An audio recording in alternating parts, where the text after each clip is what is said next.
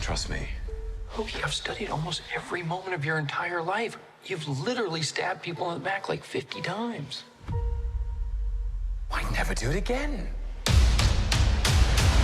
Hello and welcome back to another episode of Nerd Soup. I am Aaron, the Nerd Soup Monkey, along here with Bo to review episode 2 of Loki. Don't have a title. Yeah, Let's just make up titles, right? Loki Vacay to Pompeii. That's the official title. Yep. Just got that from Mickey. If you nailed that, that would be pretty sick. Vacay to Pompeii. Vacay to Pompeii. I think they've got a better title guy there at Marvel. I don't think so. I think it's pretty good. You should look into that line of work. Well, that was my favorite part of the episode. Not to jump around, but we might as well, right? Because they're doing it. They're going to the past. They're going to the future. Watching Tom Hiddleston just declare that it's the end of the world, speaking Latin to all these poor citizens of Pompeii who don't even realize that they're about to be obliterated. Hilarious. You should have just played the song Pompeii by Bastille. Right, that would have Blasted it on the speakers. driven the point home. Right. And Owen Wilson, Mobius telling him to start making bird noises as one of the disturbances. Instead, he just pulls out a JBL speaker. That's quite the variant. And if you close your eyes. And it's like, oh, this is pretty sick. This is awesome, yeah. All of a sudden, the volcano's vibing, doesn't even erupt. Yeah. Then the variance happens. That's a fucking variant. Yeah. There goes the theory right out the door. But I had a lot of fun with this episode. It's one of those episodes I didn't want to end. And I was kind of disappointed seeing that there's only going to be 6 episodes. Disappointed only because I had so much fun with it. I just wanted to keep going and going. But another great episode for me. Yeah, I think that's the worst part. As happy as I am that we have screeners, as you watch the first 2 when you get them, then you have to wait pretty much 3 weeks until you get Oh yeah, I didn't even another think new about episode. that. Yeah, no, we're screwed. Yeah, so hey, we have plenty of time to theorize, eh? Yeah, plenty of time to get shit wrong and then get shitted on in the comments. That's the way we do it here. Yep. But yeah, building off of last episode, I think even more in this episode, the relationship between Mobius and Loki and the on-screen chemistry with Owen Wilson and Tom Hiddleston is just fantastic. I don't know if Owen Wilson just works well with everybody, but I just feel like, and maybe Tom Hiddleston does too, but they're just perfect together. Yeah, Owen Wilson is a very calming presence on screen. It's just the whole vibes of his personality. We always have this argument, actors playing themselves. Is that a skill? You watch Owen Wilson on screen, and obviously Tom Hiddleston is the better actor, but there's just something about his presence that just makes you feel warm and fuzzy in the inside. And the personality of the character, in contrast with Loki, Loki's having all these, doubts about his destiny, trying to maintain the control of his own life. Meanwhile, Mobius is completely content with the role he's playing at the TVA. That if you think too much into where you come from or who created you, you're going to tie your brain into a pretzel. Yeah, like when he was like, well, it's ridiculous that you were a frost giant, but adopted by Odin, the god your of brother's the the heavens. god of thunder. Right. Everything's That's it's so true, dude. Because watching the stuff at the TVA, I'm thinking, this isn't believable. But the Loki stuff is because we've had it for so long, right? It's just Asgard's a place, right? With a population of 10,000 that died in their apocalypse. But yeah, that was a funny back and forth between them. And they also had the funny back and forth when Loki was explaining the metaphor and completely destroying this guy's salad. Do you need food in the TVA? I don't know. I guess you could still enjoy but if you can enjoy, why go with a salad? Yeah, he's trying to maintain his health. Meanwhile, he's an immortal, time-keeping being. Yeah. He's like, I gotta shed a few pounds here. Those suits are tight. Those 1980s detective suits. They are pretty fresh, perfectly tailored too. No, it is. The whole setting of the TVA is just absolutely perfect. It makes you feel just so impatient. Like when Loki's trying to get the files from the librarian, everything moves so slowly there, man. And it makes sense, right? They're the timekeepers. Time moves differently. They're just kind of moving at their own pace. Well, yeah, when he They're not says, in a rush. it's like, are we in the future? Yeah, we sound like we're from the future. Right. But it's like they just operate outside of, I guess, time as we perceive it, or the other characters perceive it. Yeah, it's the SpongeBob episode when there's just nothing. Or the Family Guy when they go outside of time. I like a lot of cartoons. But that's very interesting. The philosophical discussions that they were having about time and how it impacts people. And we talked about it last week with the whole determinism, free will type deal, and I like the way they kind of tackled it here. It wasn't too like it didn't like hijack the entire premise of the show, but it was a nice little background on some of those larger philosophical ways of thinking about certain aspects, and they kind of touched upon it. And that stuff is very interesting. And Loki says, "Are we the only people with free will, since we're operating as like pretty much I'm a variant and you're operating with me, so this is not how it's supposed to be."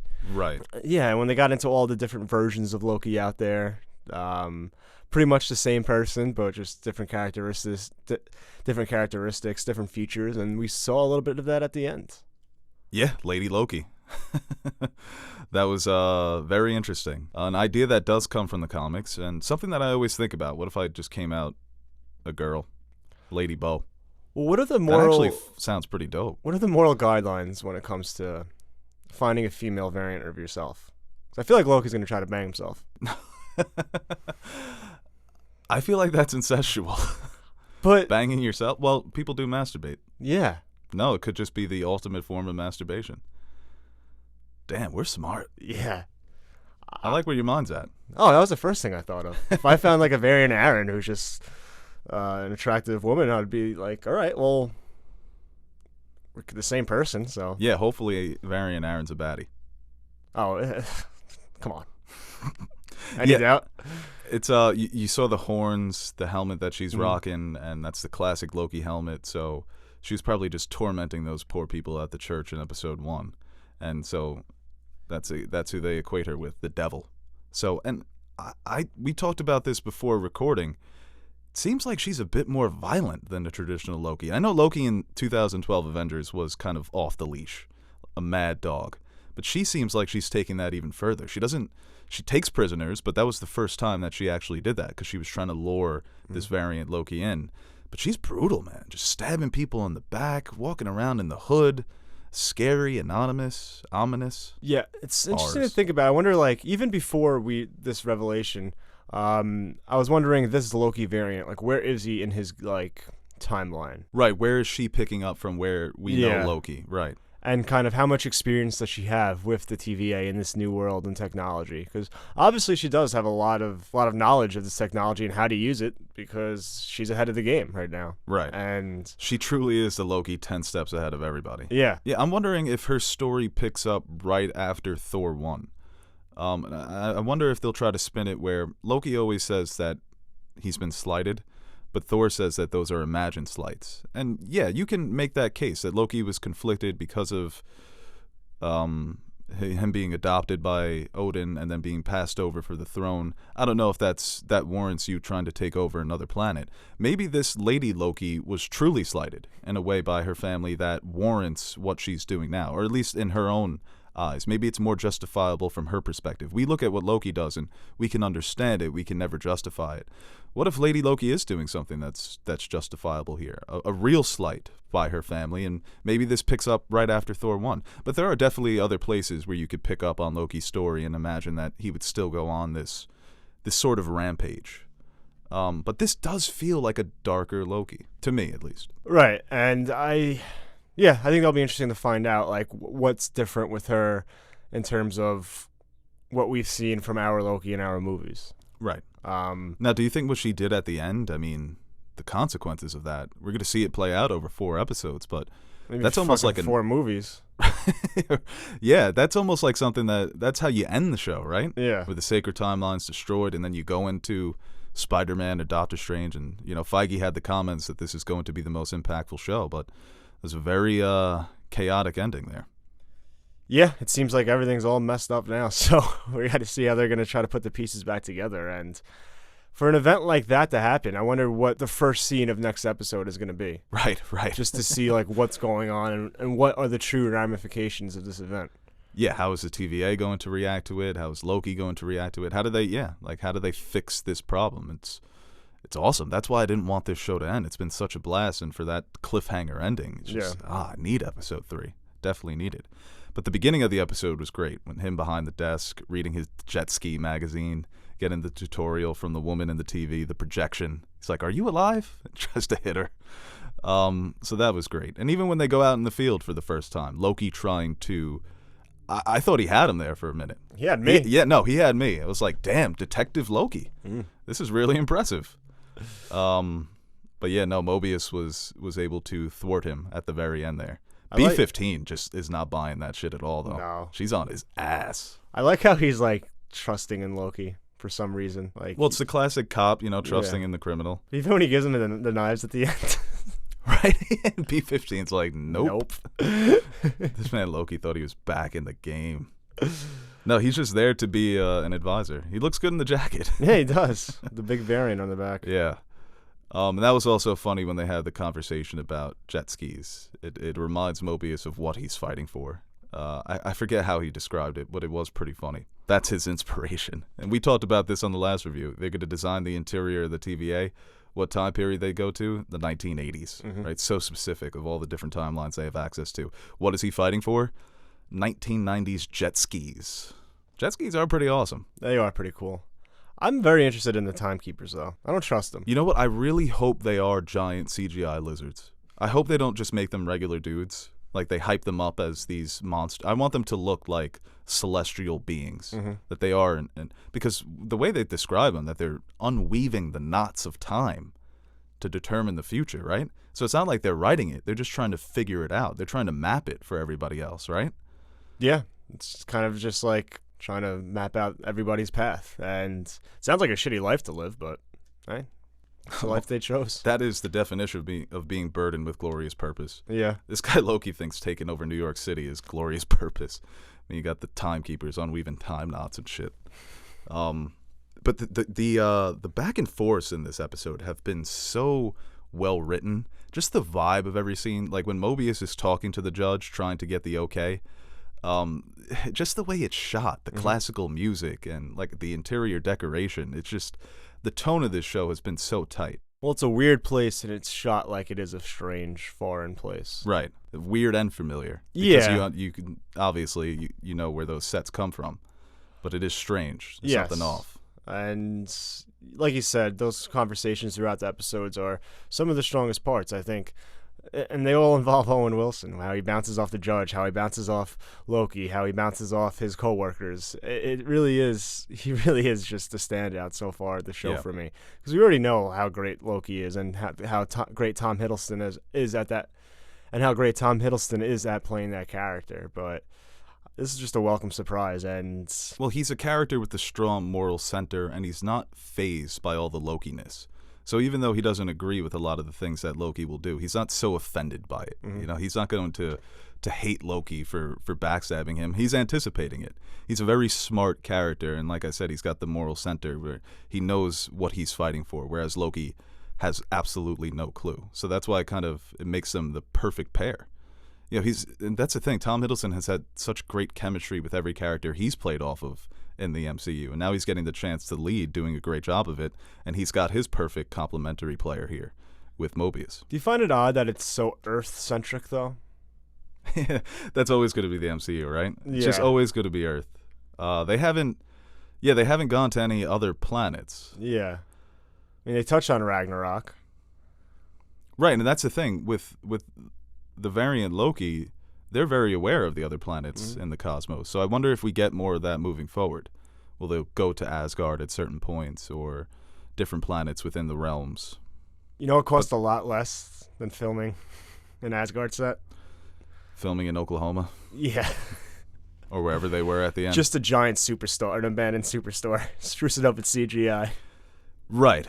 Yeah, no, it's funny because the ideas of the show are so epic, but these, like, just in the beginning with the Renaissance Fair, and the woman's like, some of us really need this. It's, like you said, it is very Earth-centric, the smaller sets. But I've enjoyed that so far, and hopefully they do go more cosmic. Did you see that Spider-Man mask in 2050 in the background in the store? No, that's awesome. I Yeah. didn't notice that. It was a black Spider-Man mask. Ooh, Yeah. Interesting.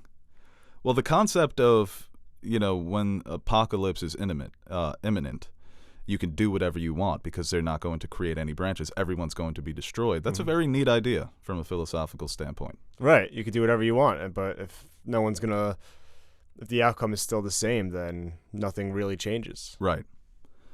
So they test that out in Pompeii, and like I mentioned in the beginning of the review, that was probably my favorite scene of the episode. And I thought, maybe because when he reads the file about Ragnarok and he starts to tear up. That's also been a great part of these first 2 episodes. Him getting all of this in such little time, having to deal with these huge traumatic events that we've witnessed. I thought that was going to change his aspirations, where he wants to now save Asgard. Maybe that could still be true, because he tells Variant Loki, I want to take over the TVA. Variant Loki's like, you're thinking too small. Maybe that is his kind of altruistic goal here, to save his people, to save his planet, something that Thor couldn't do. I mean, that would change everything, obviously. Ragnarok has to happen, so maybe it can't be that. But maybe Variant Loki's trying to do that as well. Who knows? Maybe they're trying to change things permanently because they want to bring back their planet. Yeah, like, what is his end game here? Are they just gonna like dust him when he's done? Yeah, I mean, basically, right? I mean, Mobius is kind of iffy on giving him an audience with the Timekeepers. He kind of teases it, but never says he'll actually do it. You got to keep an eye on that. You know, cops do that shit. Yeah. We're still yet to see those images of Loki with the campaign badge, and he's got the horns on again, and he's got like Vikings behind him. So I don't know what the hell is going to happen there. Maybe the Timekeepers' term limits are up, right? Well, yeah, I mean, he follows his variant to wherever she was going, so he's kind of a little rogue right now. So I guess right now you can just operate and do anything because everything's gone to shit regardless. So. And you imagine the TVA is going to get him back into custody. But yeah, he's chasing Variant Loki, and we may see more chaotic events happen in the beginning of episode 3 before everything kind of gets back into order. But those interactions between Loki and Loki, what did you think about that? I enjoyed obviously the reveal was pretty cool. And I kind of saw something like that coming because they never shown the Variant Loki. And it's like, if it's just Tom Hiddleston, then you can just show it. Right. Because then you're obviously building up to a reveal. So I thought... Matt Damon. Now that... for a little bit, I thought, are they going to fucking put Matt Damon in this show as Variant Loki? I did enjoy watching the other Lokis, though, like the when Loki put into B-13 and the worker of the store and things like that, and them trying to act like Tom Hiddleston. I found that very fun to watch. And then when she came out, I thought, I want to rewatch it again, so when it comes out, I'll rewatch it. I just want to see like the different mannerisms and how they kind of mirror each other in that sense. Right. Yeah, they did all those actors did a good job of trying to imitate Tom Hiddleston. And like I said, I feel like Lady Loki is a darker version of the character, maybe a more mature version of the character. Even if this Loki met Loki from Endgame or Infinity War, there'd be some differences there. It is a different Loki, a more mature Loki. So she seemed to be annoyed by our Loki. I don't know. I just thought when he's like, it's like I don't like the backstab. It's like, Loki, I've literally watched your whole life. You've backstabbed at least 50 times. Literally, just stabbing people in the fucking back. There also could be a possibility that our Loki is ahead of the game, that he anticipated this Variant Loki. I think that could be a reveal near the end of the season, that he truly was the one who's been ahead of the game in every aspect. Because you mentioned this while just watching the first episode, when he successfully thwarts B-15 and puts her in that loop. Like, is that the first fight Loki has ever won?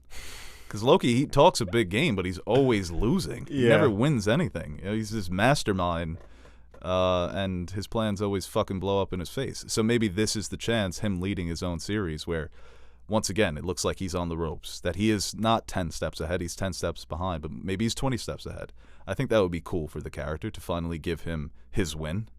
Instead of, his win so far in the MCU has just been getting his neck broken by Thanos, or not being a total douche in Ragnarok. It is similar to Ragnarok, right? Because his whole idea was to take over that shitty-ass planet, take over Jeff Goldblum's job, and then he gives up on that dream to save his planet. So maybe we see something here, something similar with this series. He's trying to take over the TVA, and then he ends up trying to do the right thing. I kind of want him not doing the right thing. I just want him to win, I just want to see this battle of wits continue with Loki on top. Yeah. Our Loki. Yeah, of course. I wonder what the Avengers are up to in 2050. Well, Spider-Man's probably the leader. Well, it could be a different Spider-Man. Yeah, Miles Morales, right? Wonder what variants the Avengers are doing. This is opening up too many avenues for me to go down. You can't think about it too much because your mind will be... I'm calling it right now on this review. If it's not it's going to be in the Multiverse of Madness. Tom Cruise will show up as Iron Man. I guarantee they do that. It's too good not to do it. Because there's all those rumors about, you always see it, the alternate reality where Tom Cruise played Iron Man. It's going to happen. Because I think meta? No, I think, but it will be like a quick like, oh, where are we? We're like, and then Tom Cruise like, hey, Tony Stark. It's like, what the hell is this? And then they snap into another world, you know? Something sweet and quick. Marvel's got that back. You shove out some Doge to Tommy C. Maybe it's not Tom Cruise, but I think we're going to see a lot of cameos in these movies where alternate actors are playing some of these Avengers. Right, I could see that. I mean, look, like Deadpool managed to get Brad Pitt for a split second, right? So the MCU can get Brad Pitt split second like he was Captain America or something like that. But that's what this show is opening the possibilities up for, right? Yeah, I guess so. And I wonder if we're going to get any other cameos in Loki. I mean, we've gotten like scenes of things we've already seen from other characters, but I wonder like anything new from anybody. This is the show that could really do it, right? Mm-hmm. With especially within the MCU. Kind of actors maybe playing different versions of their characters. That would be... Well, they talked about Chris Evans as a cameo, right? I don't know. Yeah, Chris Evans has a cameo as Captain America in a future project. Maybe it's Loki. Maybe he shows up as an alternate Cap, right? Or maybe Peggy Carter shows up as Captain Britain. Possibilities are endless, man. Yeah, I'm blowing your mind right now, right? Yeah. What if is an actual thing? Like it just takes place within these multiverses. Right, yeah.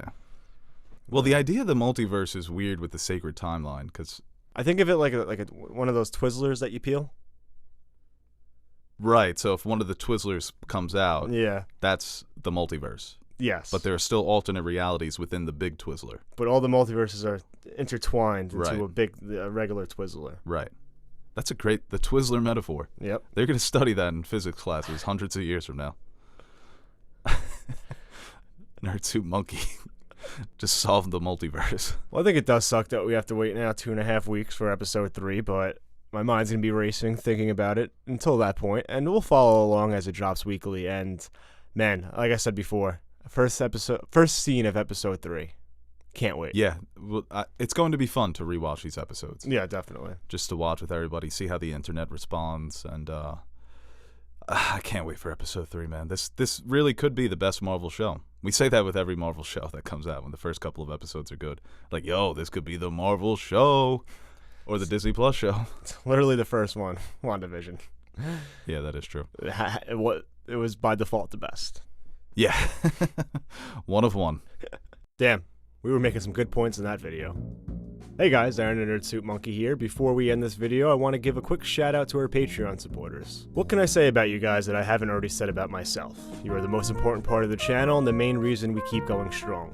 Like Bo says, you keep the lights on in the fridge so the fridge is full. Or something like that. So, from everyone here at Nerd Soup, I'd like to thank you guys for your continued support. If you're interested in joining the ranks of our Patreon supporters, head over to patreon.com/nerdsoup and check out the rewards we offer to our patrons.